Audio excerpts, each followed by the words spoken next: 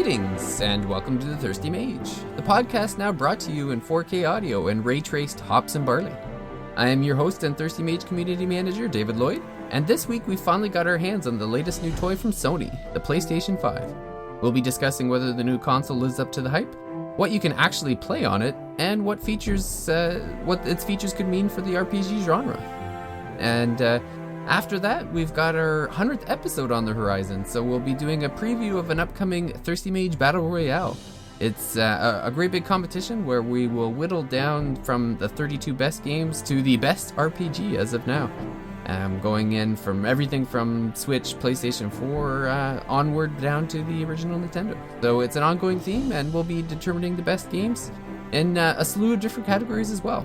But before we get into that, if you'd like to have a key role in the decision-making process for this competition and vote on your favorite games and a host of other different benefits, please head on over to patreon.com/thethirstymage to find out more information on how you can become a member of the Thirsty Mage Video Game Club. But I will get to who's joining me tonight for the PS5 impressions. And this week I'm joined by a man who needs a TV with more HDMI ports. It's NWR Reviews editor, Jordan Rudick. So today was pretty busy because I switched my internet and cable provider. So in Vancouver, we kind of have two major choices, Shaw and TELUS. And so I was with Shaw for a little while. I had a friend that worked there. And so every couple of years, he would help me get a discount, kind of go back to whatever the introductory rate would be. He is not working there right now. And for whatever reason, Shaw seems very hesitant to kind of give out new deals, either for existing customers or new ones. And so I thought it was time to make the switch. And so we've only had it for a few hours, but just look at the internet speed test. My internet, my download is up around 900 megabytes per second. My upload is about 950 megabytes per second. Huge increases over what I used to have. So pretty happy with that so far. I've got more TV channels, and which is funny because I'd been thinking about cutting cable TV entirely, but they offered us this pretty sweet deal. It's about $150 a month plus tax. It'll have my Netflix included in that as well. They gave me $200 bill credit, and so I'm saving like $50 to $60 a month and getting better service. So kind of a no-brainer in terms of making the switch. The problem with that is the process kind of took a long time today. So I had intended to go and pick up my copy of Watch Dogs to talk about Watch Dogs during our PS5 Impressions episode, but I don't have it yet, so I'm going to pick that up maybe tomorrow and maybe share some impressions on the podcast next week. But it was a busy day. I'm with a new internet provider. I'm pretty happy with it. But I guess, we'll see. Hopefully, everything stays kind of hunky-dory and I'll be saving money and getting that good service from now on. Yeah, those internet speeds are a knife to my heart. It's I know, certainly a lot higher than my 3 megabyte download and 0.5% or 0.5 megabyte per second upload. So yeah, you certainly one day maybe. I don't mean to brag, but I'm hoping that you get the similar kind of service installed near you soon. But it's funny. We were getting 300 megabytes per second before, and it was fine. But I think the problem was the router was really bad. So or maybe it's just the way my house is constructed. But you would have parts of the house where the Wi-Fi it wouldn't exist at all, and so. That's another hope, is that by switching to TELUS now, that there won't be parts of my house that are like dead zones where, if we're on our phone and watching something like watching videos on the phone or listening to music, we're not, losing all our data that way. That was kind of costing us a little bit there. So I think my biggest hope is not just the saving money, but that the overall Wi-Fi coverage of the house will be better than what we had before.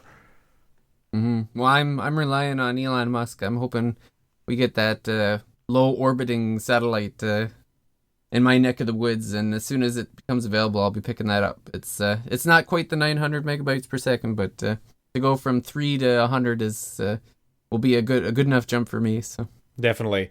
Now, wasn't there something getting installed in your neighborhood, or did that not take, or what happened with that? No, there's I don't know the story.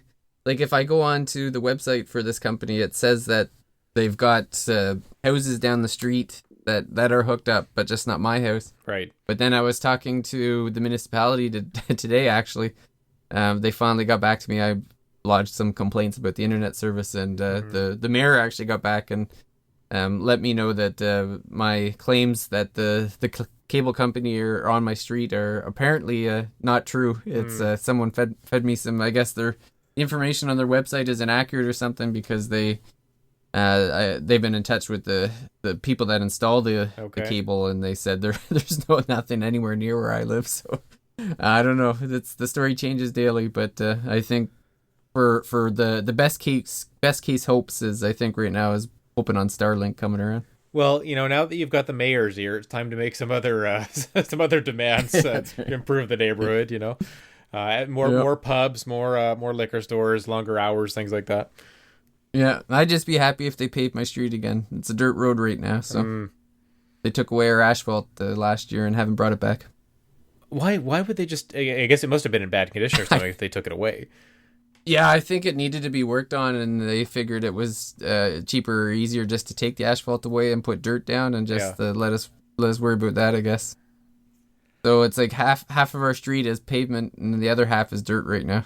Jeez, well, the internet might be the least of your concerns if the weather turns bad or if the roads start to fail. I don't know, but I guess so. Well, we had the dirt road during the winter last year, and it's not too bad.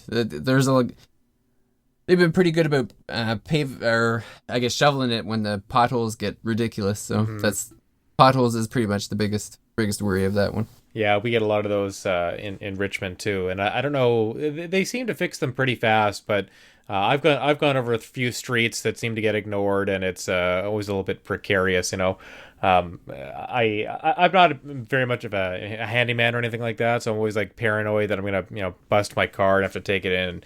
The bill will be huge, and I won't know if I'm being taken to the cleaners or not, because I have no idea what things should cost when it comes to automobiles. So, yeah, not a big fan of potholes. I guess it's funny to talk about potholes and street paving. So you think like this would be like the perfect time for street paving when there's fewer people on the road right now, and you think you'd want to take care of those kind of projects during a pandemic, I guess, when there's less, when the disruptions aren't being felt as much. And I think early on, like I'm thinking like March or April, there's a ton of city work being done. Like I remember that. I remember like it'd be a ghost, kind of be a ghost town driving around, but then you'd always see all the construction crews, taking care of, setting up new lights and stuff like that. But I haven't really seen much of that lately, so I don't know what's up with that. But no, not here either. It seemed like they. Yeah, probably like March going into the summer, and then it just like fell off a cliff in the summer. So, but yeah. Well, I mean, one thing we are good fans of though are drinks, and I'm guessing that you might have something sugary and taste good on your end. I do. So I think I feel like I'm always doing this. I'm always like kind of calling back to something that happened previously or something I had previously. So I may have mentioned on the podcast at one point I tried an almond milk iced cappuccino from Tim Hortons, and I remember when I first got it, I was like, I don't really like this because it tasted so different from the original iced cap, and I'd actually been looking for one with soy milk. So what's funny is that there of the two kind of drive-through Tim Hortons, I should say there's more than that. There's like 3 maybe, but there's 4 or 5 Tim Hortons in Richmond where I live, but there's only the 2 drive-through ones that I'm thinking of. One of them has soy milk and one of them has almond milk. So you gotta go to the one, depending on which kind of drink you want to get. So I've tried both. I think I might prefer the soy. The soy tastes closer to the original.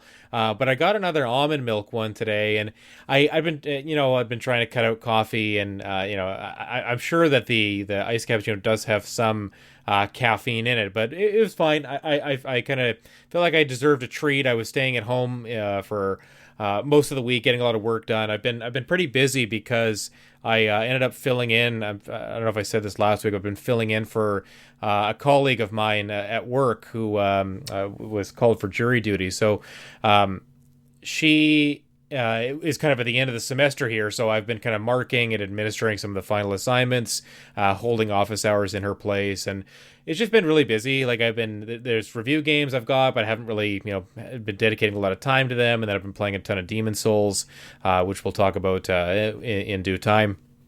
And yeah, it's just been super busy. So I felt like, I deserved a treat. And so I got this iced cappuccino with almond milk. And it's growing on me a little bit, is the moral of the story. I feel like I could get this, once in a while and not feel like, oh, it's a lesser iced cap. It's just, to me, it's just different, I guess. Maybe there's something about, when you have to have alternative foods or drinks that eventually you're like, oh, this is good enough. Like the same thing happened with dairy-free ice cream, or when I was getting like lattes and getting those with soy milk or whatever. Like eventually you get it enough to the point where you become kind of maybe used to that taste or used to that flavor, and then it's almost as satisfying as the original. I don't know if there are, if you can think of foods or drinks that have been like that for you, David. Yeah, the drinks, like the lattes, I actually prefer the soya now. Like I actually had a milk one by accident. Yeah. The Starbucks screwed up my order a couple months ago, and I just at $7, I'm just drinking it. I don't care. Yes, of course. But I've actually gotten to the point where I'm fairly certain that the vegan burgers that I'm eating now are better tasting than real burgers. Okay. Yeah, like I've been getting but then Beyond Meat. Beyond Meat burger. Yeah. That I really enjoy that, and they make a sausage now, and it's just so good. Anyone who's wanting to make the switch, that's the first thing I'd recommend, because it'll make you not miss meat pretty quickly. It's so good. So yeah, that's a ringing endorsement. I think when you can get. I think with sweet things, it's maybe easier to make that switch because the sugar kind of covers everything up. But I think with savory dishes, you might be a little more discerning. People might be in general more discerning or more likely to detect something different. I guess I don't know if that's the case. I feel like it might be for me, but I mean, you've said before that that kind of endorsed those vegan burgers, and I do need to get on trying that. I've been making dinners. I've been trying to make dinner more often, and so I'd like to maybe that can be the place where we experiment. Is just Tuesday or Thursday when I'm on dinner duty, bring some of those Beyond Meat burgers home and see how that goes. Where do you get this? Just at the regular grocery store? Is it like Costco or something like that?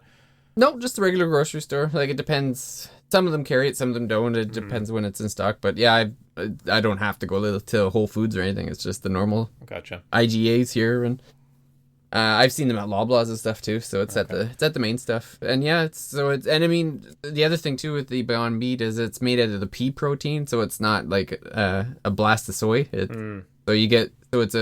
find it's better texture, and it has like I can't remember. There's a vegetable juice that they put in it so that it's like a juicy when you bite into it and stuff. Right. So it's really good. Cool. Okay. Yeah, I'm gonna have to. I do have to try that and report back sometime soon. What about you? What do you got for drinks on your end? I actually have a pretty exciting drink. It's one that you may even enjoy. Maybe your stomach might not enjoy it when I tell you what's in it, but it'll taste good before it gets down there anyway. This is a strong amber beer with rum, and it's from La Vie de Chateau, from the La Grimoire microbrewery. Yeah, this tastes like alcoholic root beer. Really? Yeah. Like my wife and I had it, and she's like, "Did you give us root beer?" And I'm like, "No, this is real beer." Yeah. And she's like, "It tastes like root beer," and I'm like, "It does taste like root beer," and it smelled like, even now it just smells so good. Like it's lovely. Like I love the taste of this thing. This is the first 7%. Time you've had this one? It is, and it's unbelievable. World Beer Award winner, won some awards in Europe as well, and for other things. Like it's got a whole heap of awards on the side. But yeah, this is and it's I even like the label. It's got kind of like your traditional pirate because it's rum. Yeah. but it's got like a barley instead of like the feather in the cap. It's a barley. Barley leaf, yeah, yeah, or like the whatever the cone or whatever you call it, the barley thing. Yeah. So yeah, it's incredible. It's tastes really good, and this is something I'm probably gonna start buying now because it's. Other than, I don't know if my wife can drink it again because I think she kind of has the same stomach elements that that you suffer from, and it did not sit well for her. Oh no!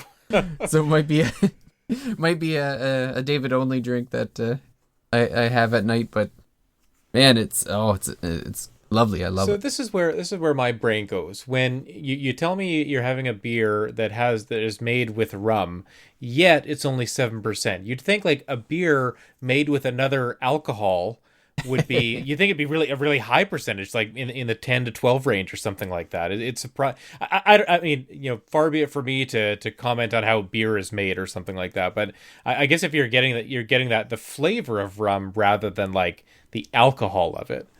Yeah, I think they must just put like a hint of rum, but it's enough that you can tell that it's been flavored with rum because it gives that, like I said, it almost comes off as a sugary taste because it smells and tastes like a root beer, but you can definitely taste the alcohol, so it's gotcha. It's not just a regular root beer for sure. So just as a bonus kind of tangent here for things that have alcohol in them but aren't that alcohol.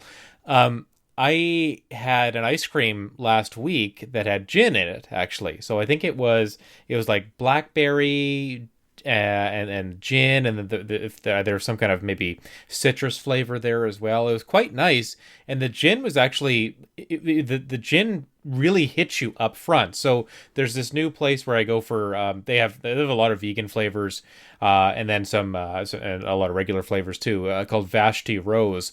It's not close to me. It's probably about a 40-minute drive or so, but they make really, really high quality ice cream. Like there are, a bunch of places that have non-dairy options, but this place, like, it's really, really rich and decadent, and I can't even eat that much of it, even though I love it. But yeah, they had this I can't remember the exact name. I'll try to dig it up while we're talking and come back to it later. But the gin. That's the first time I'd really had.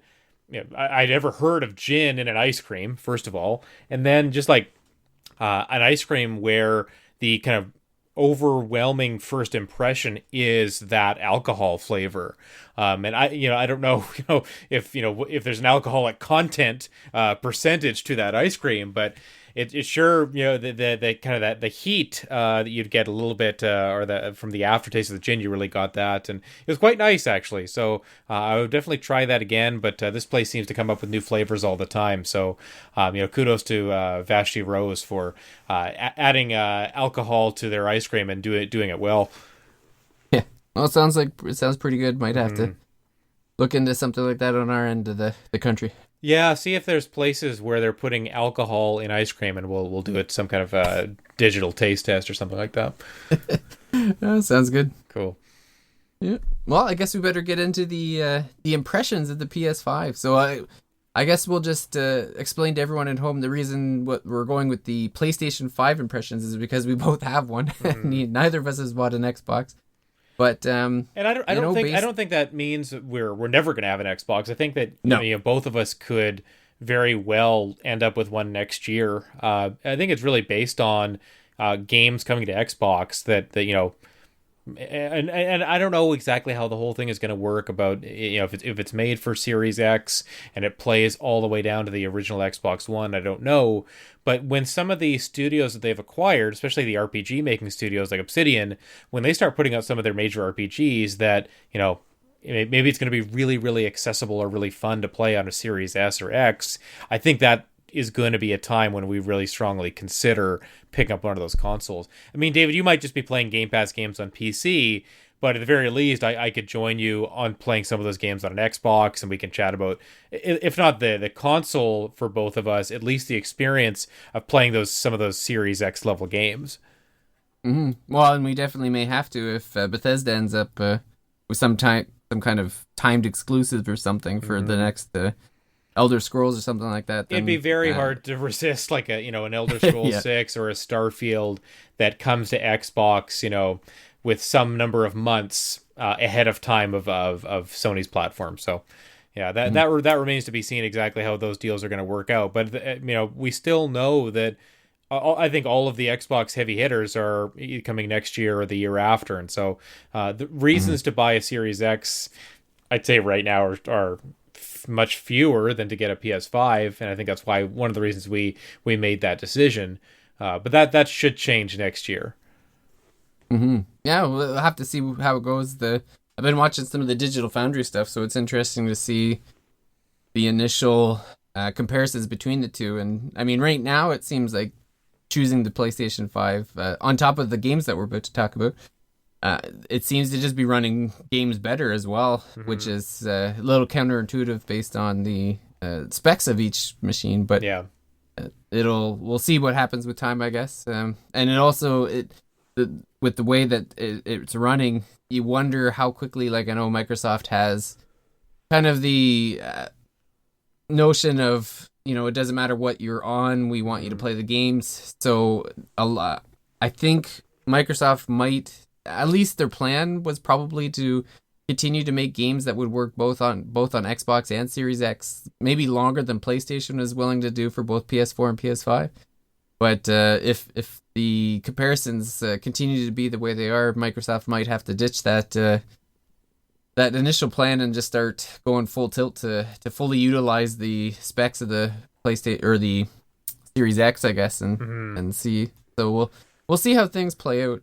Definitely, at least now, I'm extremely happy with the PlayStation 5. So what do you like about the console, the controller? Like, I mean, obviously the games are a huge part of it, but what are your feelings so far about the unit itself, and just using it, like the menus, the controller, how does it feel, stuff like that?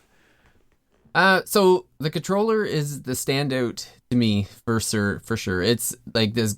It feels bigger. It feels heavier. It feels like, it's funny because I was looking at buying a second controller and kind of hemming and hawing at the $100, but this is probably one of the few controllers that I've held where I'm like, yeah, I bet you this thing does cost $100 to make, just with everything going on.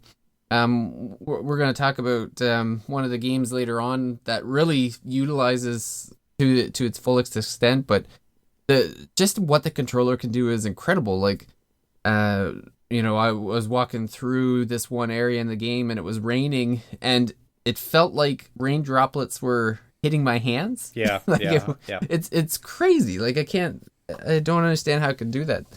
And to have I was using like bows and arrows and different, even like my son made me download Fortnite on the PS5, and you can feel a difference in the triggers between the different guns. Like, some of them you have to pull, like they have some resistance in the triggers depending on the different gun you're holding. Like, if you're holding a handgun, you'll have less resistance than the bigger assault rifles. And there's games like bows and arrows where you're pulling it down and the resistance feels like you're drawing a bow. Like, it's just it's crazy the amount that it can do, and the sounds that come out of it as well add to it. And so the controller is definitely the standout for me.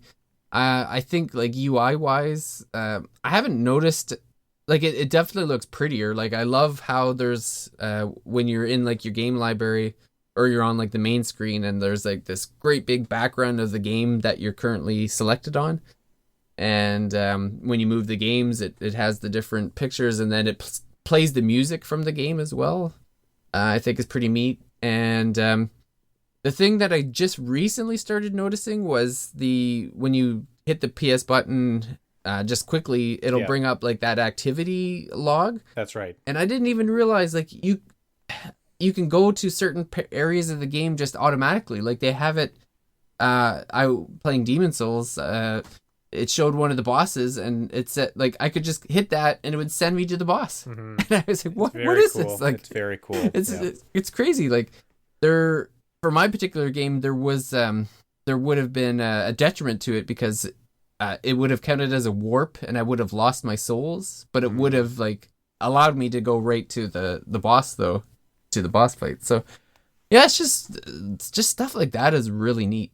I What like about you? Like, what's your first what's hitting you early on here? Yeah, so I mean, I think overall pretty satisfied. I mean, I think the console kind of booting it up and starting up, it reminds me almost of a cross between the PS3 and a PS4. Like a lot of the kind of like dust or sparkling or some of the beginning screens when the console boots up really reminds me of the opening of the PS3. And I liked that a lot actually. I thought it was really clean. And then yeah, everything is very easy to get to. Whether it's the new games or if you want to, the media where you have like your kind of TV programs like Disney Plus or I use DAZN or not DAZN, DAZN, which is like for sports broadcasts and stuff like that. All the settings, I think the menus are pretty easy to navigate. The controller feels, you're like you said, it feels really solid in your hands. I'm trying to get used to the sticks a little bit because they're harder. They feel like they feel like they're closer to what the Xbox One controller sticks felt like compared to like the DualShock 4. So it's a little bit different feel. So I'm trying to get used to that. I do like the weight of the controller. It feels good in your hands. It feels smooth. It feels sturdy. The HG Rumble is pretty neat, especially in Astro's Playroom, which we're going to talk about in a few minutes. Really, obviously, it's a tech demo. It's a pretty full game too. But it's meant to show off all the things the controller can do, which is pretty cool. Almost a little bit like 1-2 Switch, sort of. Although that wasn't a pack-in, and certainly not as robust, I would say. The sound coming from the controller is actually crazy, especially in a game like Demon Souls, like where the sound of like the barrels or the attacks or the abilities you're using, that stuff coming through the controller, it's a little bit surreal. You almost don't notice that it's not coming from the TV. Like I think that's the true accomplishment of the audio projection from the controller is that it just feels natural. It feels like almost a little bit like a surround sound kind of thing, I suppose. So I'm curious to see. Like I'm trying to get a pair of the PS5. The new headset, the new Pulse 3D sound headset. So I guess when you have that, maybe the sound of the controller would be more muted, or maybe the headset is meant to kind of take over that effect. I don't know, but I'll stay tuned for impressions on that when I pick it up. But yeah, definitely very positive. There's nothing. I have read some reports of people having certain errors with the machine, or maybe it breaking entirely. Those seem to be few and far between, but anytime you read something about a new console, you start kind of worrying like, oh yeah, I really hope that doesn't happen to me. And so I'm trying to be really cautious. I don't keep it in rest mode all the time. I try to shut it down every couple of days, and just make sure that I'm updating stuff regularly, and just trying not to tax it too much for fear of pushing it too far. So all good for now. Really, really happy with it. Just I want to play more games on it. I want to spend more time with it, I guess.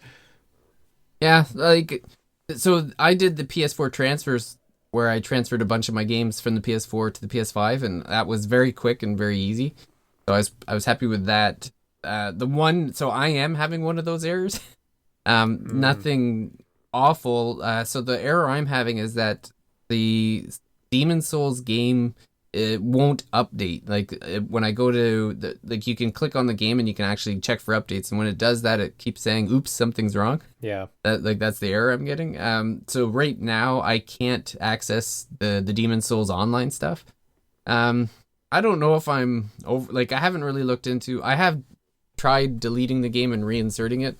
It seems like and it was what's funny is that the first time I tried to install it, I was having problems right away. Mm-hmm. And I don't know if that was because I had like started 3 or 4 games and not actually closed them, because like you can leave games kind of midway through and you can go back to them and they're kind of like in stasis, I guess. Like you just end up going back. But I don't know if I should be doing that with, like, I was testing out a bunch of games at once, so it's probably on me. But I did delete Demon Souls, try to reinstall it. It still doesn't seem to change it. Reading online, it seems like demons, that is a common thing, and it seems like the fix has been to factory reset and do it, and I'm not interested in doing that because I downloaded a bunch of stuff and it takes forever, so I'm just gonna sit and just wait to see if an update comes in that fixes it on its own. So I personally, I don't know if I would have even used too much of the Demon Souls online stuff anyway. Like, we'll get into it when we do a Demon Souls episode, but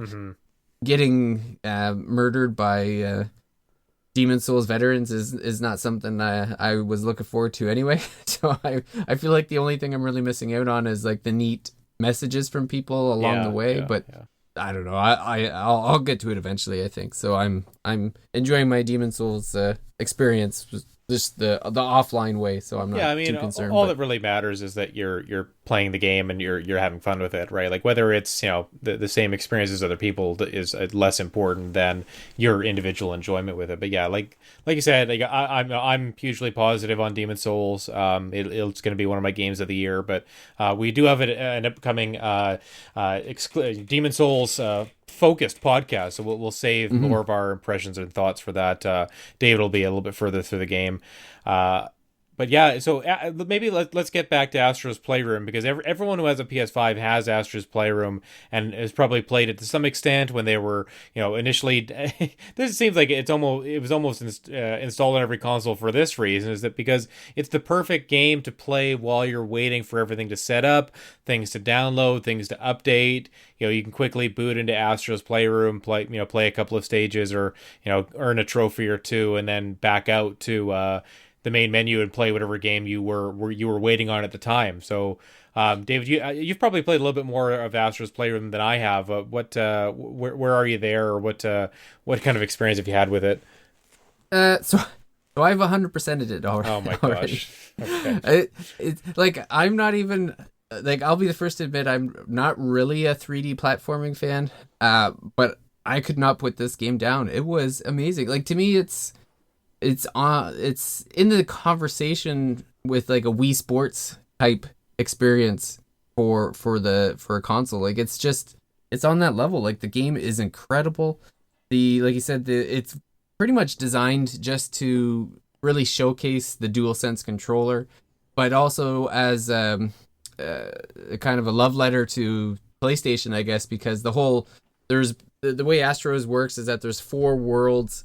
And each world, it's basically like you're taking the little Astro robot, which I guess has been around. I've never played an Astro game until now, but I guess they've been around since the PlayStation. But I think it's actually a new character, David. If I'm not mistaken, and someone can correct us, I think Astro Bot was a VR game, and I think that's his first appearance. So I don't know that this is. I know okay. Astro's Playroom. It does have a lot of like nostalgia in the game, like references to the original PlayStation, Vita, PSP, all that stuff. But I think it's actually a relatively new character, which is kind of funny how they've almost made it into a mascot for the PS5 in a way. Oh, it could be. Well, what threw me off was there's some of the trophies that you collect are like a PS1 disc, PS2 disc, like the disc for all the generations, and there's always an Astro game on each disc. So I guess those are fake games. I thought they were real games. Yeah, no, I think its original game was called Astrobot Rescue Mission, and it's a PSVR. It's a very highly acclaimed PSVR game actually, but I think that might have been the first one. So okay. Yeah, well, it's basically you're taking that Astrobot through a PlayStation 5. Like, the 4 worlds are based on, like, there's a cooling speedway and a GPU jungle, SSD highway, and I can't remember the last one. I don't remember, but anyway, so you go into the world, and the theme is around one of the older PlayStations. So like you go into I think GPU jungle has like PlayStation 4 items. So basically, like, you're going through and you're learning the different ways that you can use the controller. You'll take the little robot into another robot, and like there's one where in GPU jungle you go into like a monkey robot suit where you use the gyroscopes to climb up a mountain and doing different things, and the trophies are based on like PlayStation 4 era things. So you'll find like a PlayStation 4, a PS4 Pro, you'll find like a PS Vita, different games and stuff. So it's basically kind of like Mario, I guess, in the sense where you're just going through the environments, picking up coins, finding different trophies and puzzles, and it all comes back to this area called PlayStation Labo, where it all just kind of goes on display. and in there there's this machine. I can't remember what they're called. They're like the machines where like you put in money and the little thing pulls out. Yeah, But like a capsule toy machine or something like that, right? yeah, but even that is neat because like you pull it with the left joystick or the Yes. left trigger, and you feel the resistance of pulling down on the lever, and then in your right hand, when the ball comes out, you crush the ball in your hand using the right trigger. So and you feel the resistance, but yeah, the whole thing is just feeling the different ways that the controller could work, and it's incredible. Really, be like there's an area where it's like I said, you're walking in water and it's raining, so like you hear the audio of walking in a puddle, but then you feel his footsteps, and you feel his footsteps through the entire game, which is really crazy. There's an ice level where it feels like you're gliding. Like it's almost hard to describe because the feeling in your hands is crazy. Like it's a mix of the audio and the HD rumble where like maybe walking through sand and walking through water is working the same thing, but then when the audio is added into it, then your brain kind of makes it feel that way, I guess, to a certain degree.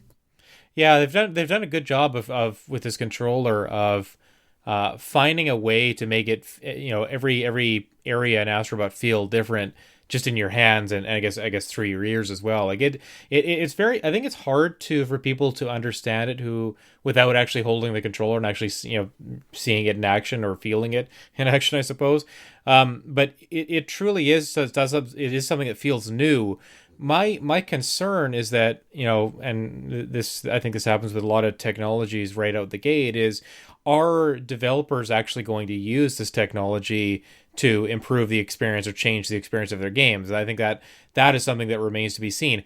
Obviously, a game like Astro's Playroom is designed around showing off the controller, but that doesn't mean that, the sequel to God of War is going to make the same use of the controller. You'd think at the very least Sony first-party games would, but it could be something just I'm just kind of maybe playing devil's advocate or pessimist for a second.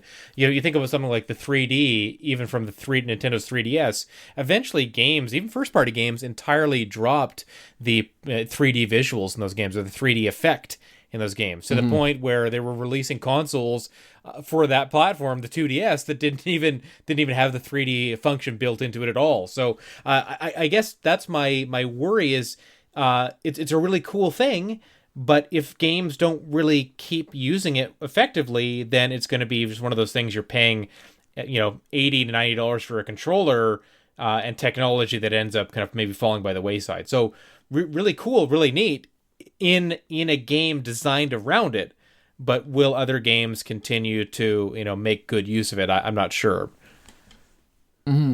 Well, even like Demon Souls and Spider-Man do use features of it. Like you do feel different things, but obviously not to the extent of Astros. So No. yeah, it'll be interesting to see what happens there. I hope I'm with you. I hope that people do use it. I hope that in some indie, it might even come down to maybe like the AAAs start to ignore it, but maybe like an indie developer really takes advantage of it and gives us something unique. I can see that happening as well, but yeah, I'm hoping that they stick with it because it is something that differentiates it from the other consoles. This is something that they can, like, when you say 14 to 12 teraflops, like it doesn't mean much in the real world, but when you're looking at something like this is an advantage that they have that no other, like I know Nintendo kind of has the HD rumble and the Joy-Cons, but I think a lot of people play with the Pro Controller, or even Switch Mini obviously doesn't even have the HD, and really beyond like 1-2 Switch, I don't know if any Nintendo games even utilize the HD rumble in the Joy-Cons. So this is something that hopefully Sony sticks with. Yeah, I've only played a little bit of Astro's Playroom. What I have played, I've enjoyed. I do. It'll be a game I probably 100% eventually. But I need more opportunities where I'm downloading something or waiting for something to happen. It's that's I'm not the first person to say this, but it's the irony of the new consoles is that everything loads so fast that you don't even have time to text people or check your phone or even play a game like Astro's Playroom because you're getting into games in and out of games so fast that the downtime seems to have really been taken to taken close to a minimum. So I think we've both played another game here. So this is Bugsnax is a free game right now if you have PS Plus. I think it's for PS4 and PS5. So I played a little bit of Bugsnax today for the first time. And it's cute. It reminds me a little bit of something like Pokemon Snap. It's very, very lighthearted. It's got a lot of humor to it. The voice acting is pretty entertaining. I had no idea what Bugsnax was before I booted it up. Like I didn't know what kind of game it was. Like I feel like the marketing was so much around the kind of the kookiness of it and the humor and the just how I think this theme song that everyone got hooked on when the game was first shown off. And I was not, I guess I was just surprised by what it ended up being. So it's kind of a first person adventure game, I guess. You walk around this island. You're kind of a reporter, and you're sent to interview this person who is kind of studying these creatures called Bugsnax, and they're like foods combined with insects, I guess. So, for example, there's a creature called the Frieder, which is a French fries, but in the shape of a spider, I guess. There's little strawberries. There's a little flying one that looks like a daiquiri, I think, a pineapple, all these different kind of fruits and different foods. And your goal, I guess, is to capture them and then, fulfill kind of requests given to you by other people that are on this island. And I think the kind of the ultimate goal is to kind of rebuild this city or this civilization that is on the island, who all these people that are obsessed with these Bugsnax, and then also I guess find this person you were meant to interview who seems to have gone missing. So there's kind of a mystery element to it as well.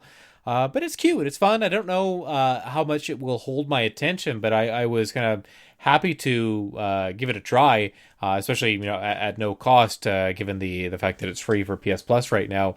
And I think that people with young kids or families or wanting to play with a partner, I feel like it'd be a really good game for that. Like I feel like it'd be fun to watch.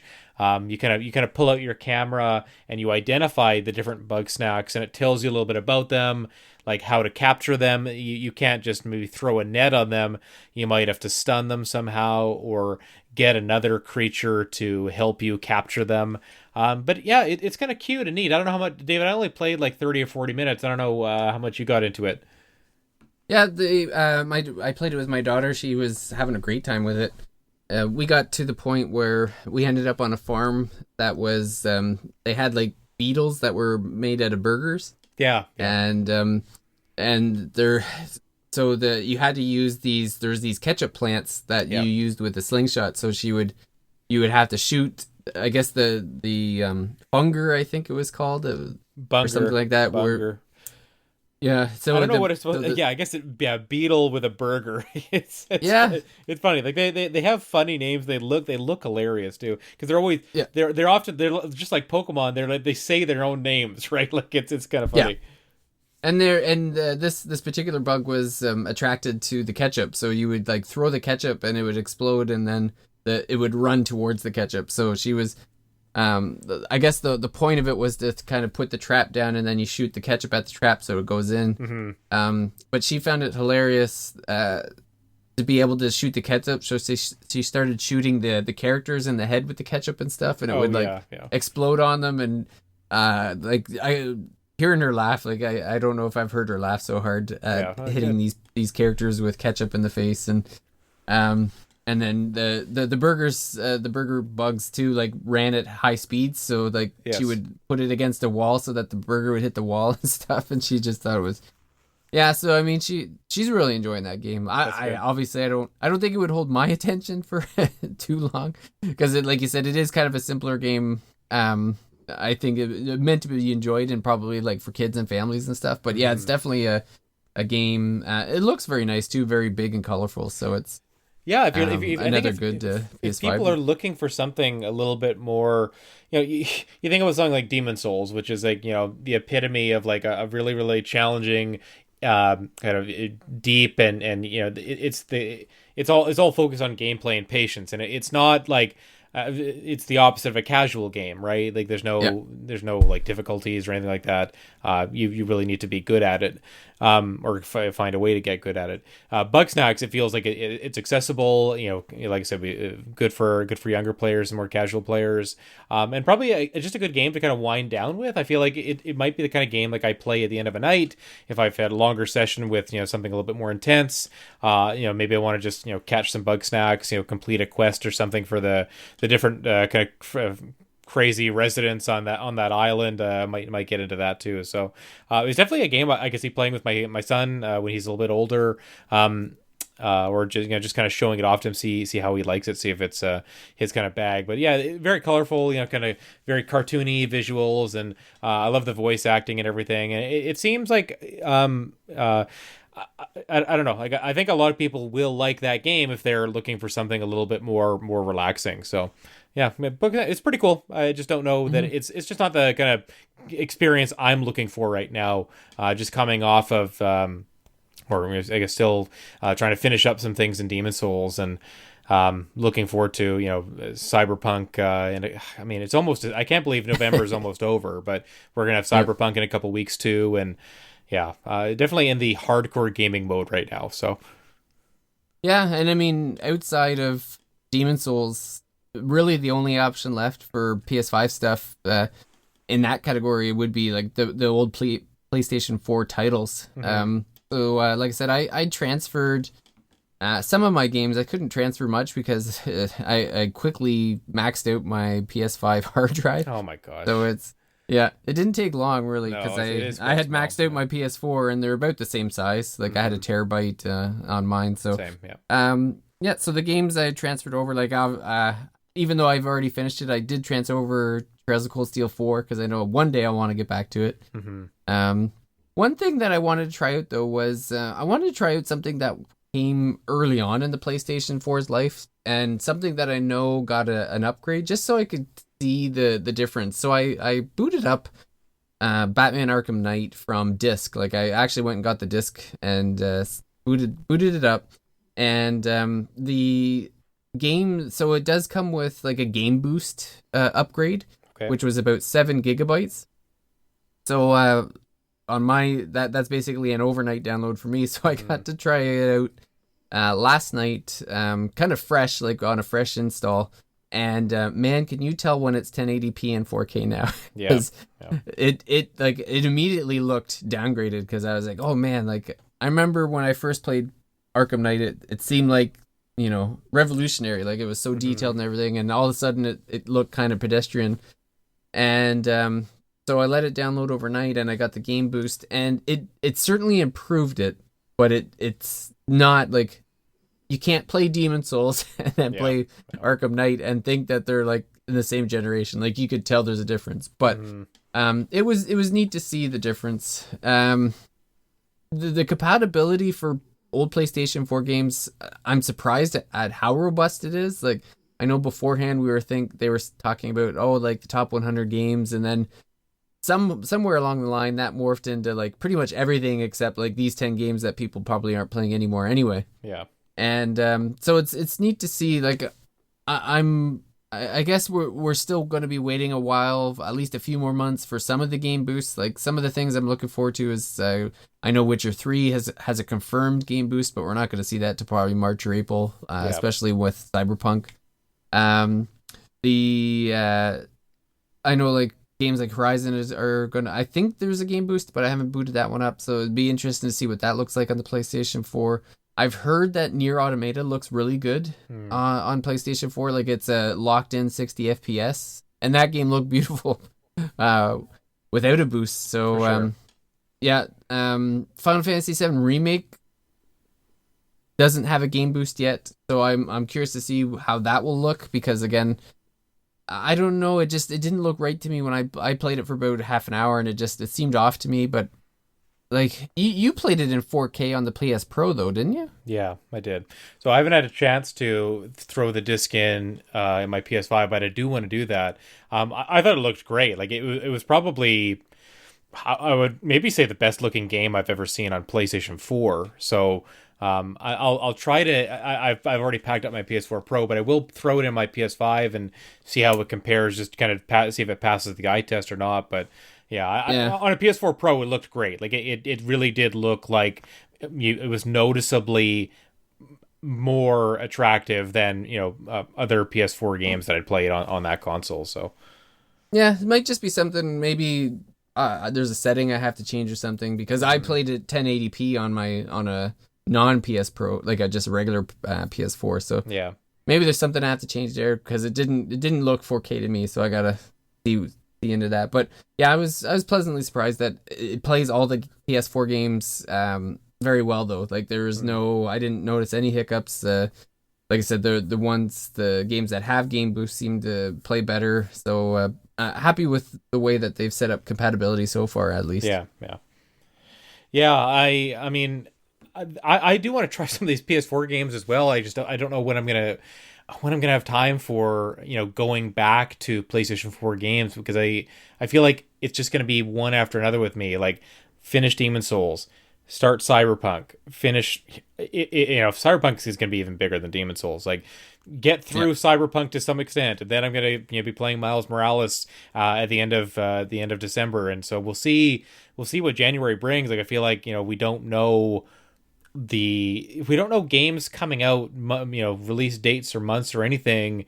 I feel like for PS5 or Xbox for next year, it feels like it's all kind of a mystery still. So 2021 just feels like a mystery, and I know a lot of that is in as a result of the pandemic and things just being pushed and not solidified. So I don't know. Maybe there will be a little bit of a lull in early parts of next year where I'll get a chance to go back to some of these PS4 games that I didn't get to finish. Like I was pleasantly surprised to see that the version of Final Fantasy 15 that is available as part of the PS Plus collection is the Royal version. So I definitely want to go back and try out some of that DLC that got added to FF15.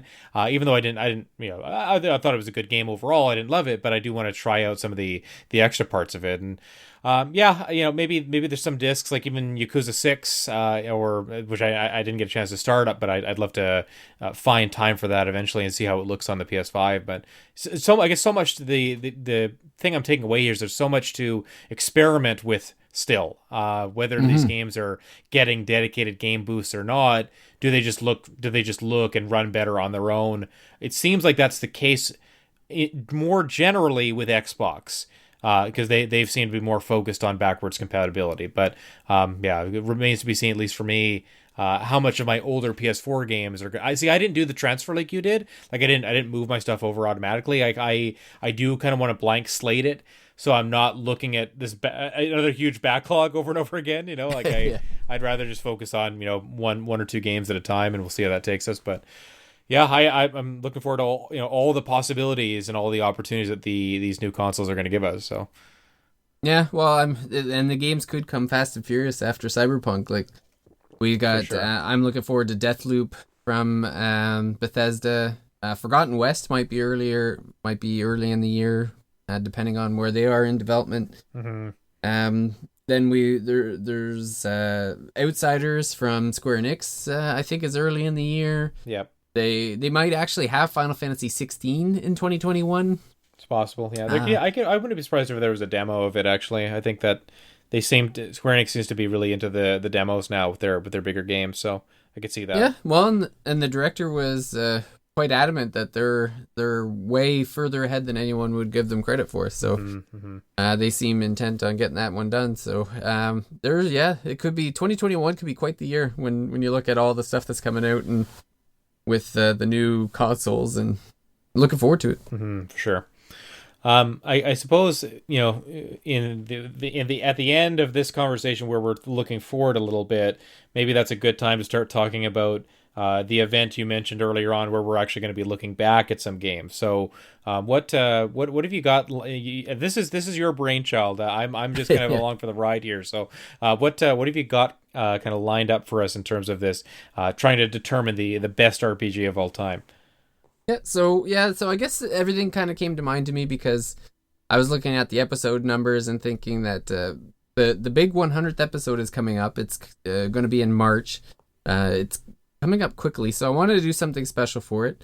And we haven't really done lists per se on the Mage. I know we talk about some of our favorite games and stuff, but we haven't really done lists per. And the Game Awards coming out recently it just got me thinking. So what I've come up with is I want to kind of have a determination of what between like the folks that are on the podcast and the patrons and even some social media things is kind of come up with a mage list of the best RPGs. So the way that we're gonna do it is it's kind of like I don't know, like NCAA bracket style, I guess, in the sense that there'll be 32 games that we've chosen now. We'll preview them. I guess we got some time. We'll preview them tonight. Kind of give the reasons why we chose them and maybe a few games that could have made it but just missed the cut. Mm-hmm. But the way we're doing it is we're doing an Eastern Conference and a Western Conference. So obviously games made in Japan in the East and mostly games made in the West. There's a couple Eastern games I had to stick in the Western Conference, but basically trying to kind of use the globe as our breakdown. And within those conferences, we have some different divisions. So on the Eastern side, we have a Square Enix division. So we have 8 games from Square Enix that we've chosen. And we've broken it down into, we've chosen the top 2 action RPG games that we think Square Enix has made. So going up against each other will be Nier Automata and Final Fantasy VII Remake. I guess the biggest noticeable game that missed the cut here would be Final Fantasy 15. Mm-hmm. I suppose I guess it's a toss up between Final Fantasy VII Remake and 15. I think Remake was the better game, so I think that's where we go from there. And then Nier, I think is an incredible game that had to be on our list as well. So it'll be interesting to see what happens here, like what game folks are going to enjoy more, because even sitting here now, I don't know if I can even. I have to think about which game I even would pick between the two. Yeah, I think the great thing about the lineup of games we've chosen here is that I don't know that any of these are easy matchups. Like, we'll get into some of the matchups later, or I don't know if we want to reveal them all tonight, or if we want to kind of do that online or what have you. But I guess another notable omission might be some of the earlier Final Fantasy games. So we don't have 4 or 5 or 8 or 9. We do have Final Fantasy VI going against Chrono Trigger, which kind of makes sense. Mm-hmm. That's a kind of a constant comparison between those two games. And then we have the original Final Fantasy VII as well. And to me, I think it's 6 and 7 are kind of the games I think that come up most often as people's favorite Final Fantasy games. It's just a matter of whether you kind of grew up as a PlayStation kid or a Super Nintendo kid. I think a lot of it is tied to that maybe where you started your RPG journey. Another maybe notable omission or maybe decision we've got here is the in the Blizzard division is World of Warcraft versus Diablo 2. And I think Diablo 3, could possibly be on this list as well. But to me, people still clamor for what Diablo 2 is doing. To me, I think it's a little bit more memorable. I know Diablo 3 maybe by this point has lasted longer, and it's certainly on more platforms. But I still think there's more fondness for going back to something like Diablo 2. And people that still play that game as well, like even though it's over a decade old. But yeah, it's I don't know. What about the indies, David? Like how did we arrive at just these two? Like there's other ones we talked about too, right? Yeah, so in the indie division, we ended up going with Undertale and Transistor. I mean, Undertale, I think, is just been a cultural phenomenon, so it's hard to not have them on the list. So really, to me, it was who is it going to go up against, and There was actually a few games that we had. Like my initial gut reaction was like Cosmic Star Heroine, which was my first pick. But then I started thinking like with Supergiant games, like I know Hades is all the rage right now. Not an RPG, so but it got me thinking about how great Transistor was. So that's why I ended up going with Transistor as the other indie in this division. But there's a few different indie games that could have made it. Like I know Darkest Dungeon gets a lot of praise. Not a game I've played, so I mean that didn't help getting on the list. Mm-hmm. Like Children of Morta, Hyper Light Drifter, I think is a couple other ones. Did you mention Bastion as well?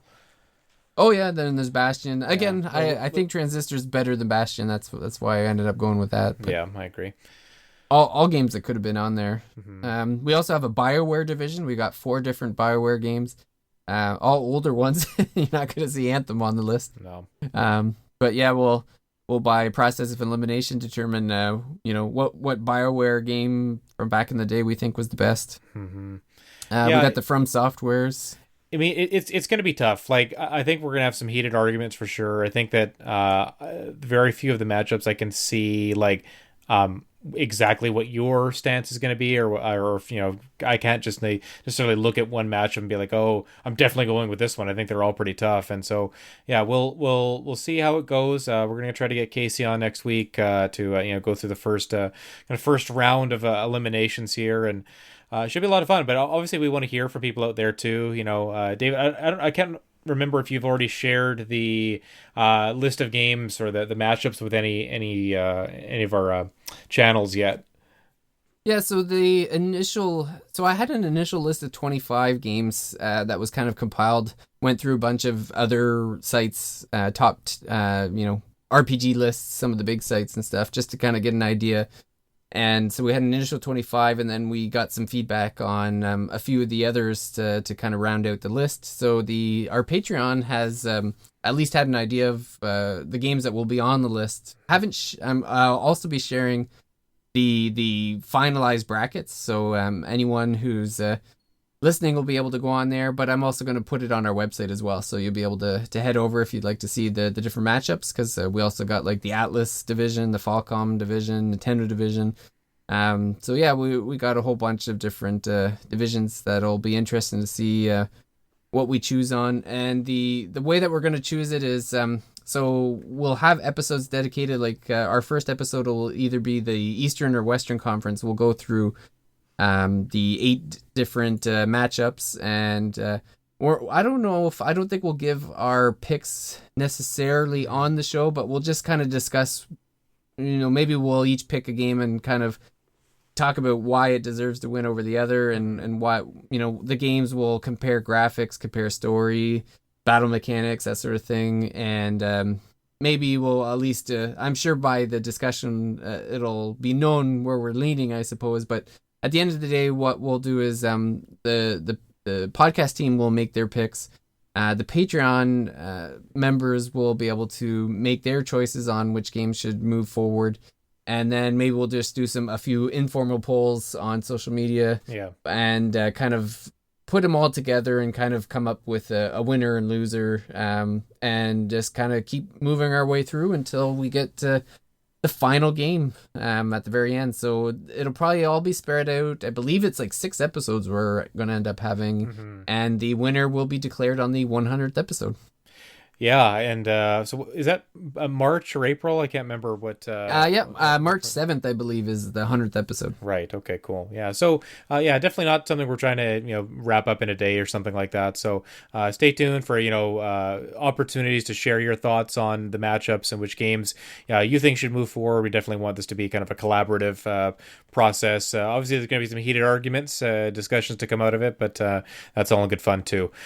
This was kind of in place of our last call. So if you're waiting for last call, sorry, the discussion of the tournament was kind of our impromptu last call for tonight.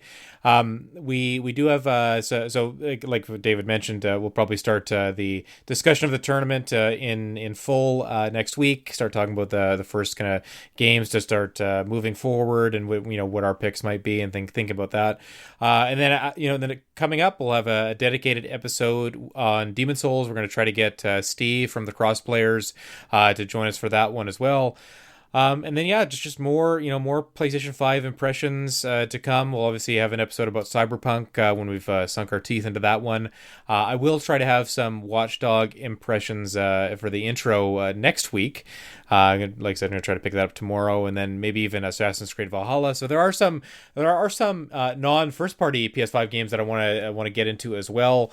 Hopefully before Cyberpunk comes out, and we'll see how much time I end up getting to sink into those. But I think that does it for today, or for tonight. I want to thank everybody for joining us. If you haven't already, please subscribe to the Thirsty Mage podcast on your podcast app, on your phone, or wherever you listen to podcasts. We're on Spotify, of course. David, I don't know if you still are checking the Spotify numbers. What was it? The Netherlands or where in Europe were we getting a lot of listeners and followers from? I don't remember that. Yeah, it started off in the Netherlands, but it definitely has grown. So okay. We're all over Europe and America now. I think America has taken over as number one. So, okay, cool. Unfortunately, the Netherlands can no longer have the title of most Mage listeners on Spotify. Yeah, well, it's our fault for not doing any of our episodes in Dutch. Yeah, that's right. I'll have to see if we can pay someone to dub over it or something like that. Let's see. What any reviews working on for the Thirsty Mage right now? Anything going to be videos, anything like that popping up soon? There will be. Oh, I guess I can't say it yet. There is a game that I currently we can't talk about yet. So that will be coming next week when this episode comes out. So stay tuned for that. It'll be coming out the same week that this comes out. Mm-hmm. This launches on a Sunday, so you'll see it later on. And then I'm sure there'll be some coverage on the PS5 games that'll be coming out. We definitely want to. We'll be talking lots about Cyberpunk, I'm sure, when that comes out on the 10th. So. That'll be the big focus when I think there'll be a lot of PS5 content going forward into the new year. Yeah, I mean that's obviously where our focus is right now. I know a lot of people are that either have the console and they're enamored with it, they're having a lot of fun with it, or a lot of people are also still trying to get one. So good luck to everybody out there still trying to checking the websites constantly for stock updates and things like that. I know it's not easy. But good luck if you're still on the hunt for one. Hopefully you're able to find one before the end of the year. But obviously there's going to be more shipments coming soon. I mean, Sony and Microsoft they want your money. They just need to get those consoles out in the wild. So hopefully that'll happen for people soon. But I think that's go ahead. Well, I just remembered one thing before we go. Yes. It's so I finished my replay of Trails in the Sky, and I will be starting Trails, even though the PS5 is really sucking a lot of my attention. I'm definitely going to be starting Trails in the Sky second chapter. And we've set up on our Discord channel a dedicated channel for the second chapter talk. So there's already been a couple people that have indicated that they'll be playing with us. So I think we'll start that in the next few weeks. And basically, we're just going to be there to... second chapter is a huge game, so if anyone wants to chat about all the characters that we meet, or help with different battle mechanics or that sort of thing, or to just talk about our experience, head on over to our Discord channel, and you can join us on the second chapter playthrough. There's like I said, there'll be a few of us talking in there, so feel free to jump in and Falcom's a big thing for us these days, and I think even with all the PS5 talk, there's always going to be room for the old playthroughs of a lot of these old Trails games. So. Mm-hmm. Yeah, and I'm going to try to get through another one, probably Trails of Cold Steel 2, before the fourth game comes to Switch next year. So, I don't know if I'm going to go full hog like you are, David, with basically every game they've created in that series, but I will get back to it at some point. I did want to say, we normally record on a Wednesday. We're recording on a Thursday today. It is Thanksgiving in the States right now, so happy Thanksgiving to everybody down there. Dave and I already had our Thanksgiving last month, so we had our turkey and our stuffing, our mashed potatoes, and everything about a month ago. So we're done with that. But to everyone celebrating that right now, I hope you have a good holiday. Obviously, it's a little bit different this year, but yeah, whatever, you make the best of it. You do whatever you can. That takes us to the end of another episode. So I hope you enjoyed our kind of initial PS5 impressions. More to come, absolutely, on that. I can't wait to start gushing about Demon's Souls in full. So stay tuned a couple weeks for that. And I think that'll take us to the end. So have a good night, everybody, and talk to you soon. Bye. Bye.